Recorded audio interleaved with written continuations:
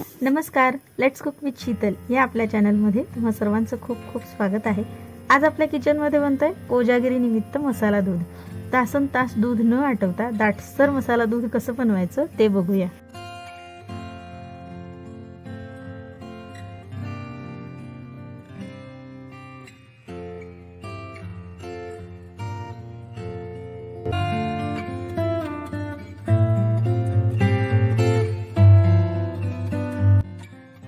मसाला दुधासाठी 1 लिटर फुल fat milk घ्यायचं आहे। फुल फॅट म्हणजे म्हशीचं दूध वापरायचं आहे। या दुधाला उकळण्यासाठी ठेवायचं आहे। तोपर्यंत याच्या मसाल्याची आपण तयारी करून घेऊ।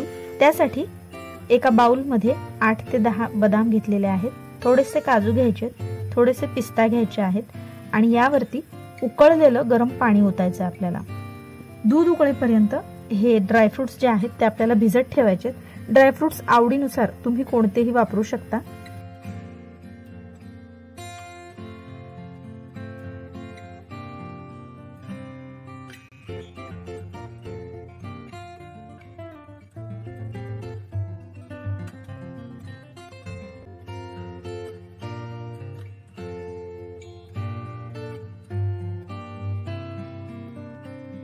दुधाला चांगली उकळी आली की गॅस बारीक करायचा आणि आणखी थोडासा वेळ याला उकळू द्यायचा आहे। तोपर्यंत आपण दुधाचा मसाला बनवून घेऊ। तर आपण जे ड्रायफ्रुट्स भिजत ठेवले होते ते व्यवस्थित छान मऊ भिजलेले आहेत। यातलं हे जे सगळं पाणी आहे ते काढून टाकायचं आहे आपल्याला आणि हे सगळे ड्रायफ्रुट्स मिक्सरच्या भांड्यात काढायचे।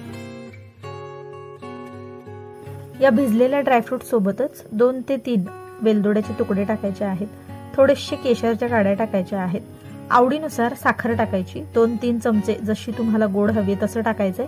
दुधाची पावडर टाकायची 2 चमचे, ही पूर्णपणे ऑप्शनल आहे आणि याची आपल्याला पेस्ट बनवायची। तर त्यासाठी एक थोडंसं दूध किंवा पाणी काहीही तुम्ही वापरू शकता आणि याची छान बारीक पेस्ट करून घ्यायची।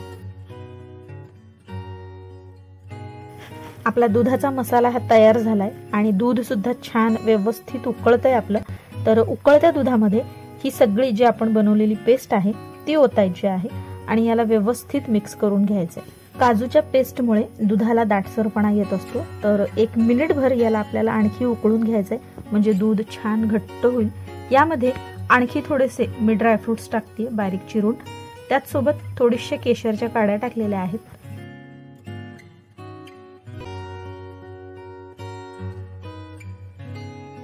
आपलं दूध इथे ऑलमोस्ट तयार आहे। दुधाला एक चांगली उकळी आली की गॅस बंद करायचा आणि यामध्ये थोडंसं जायफळ किसून टाकायचं आहे।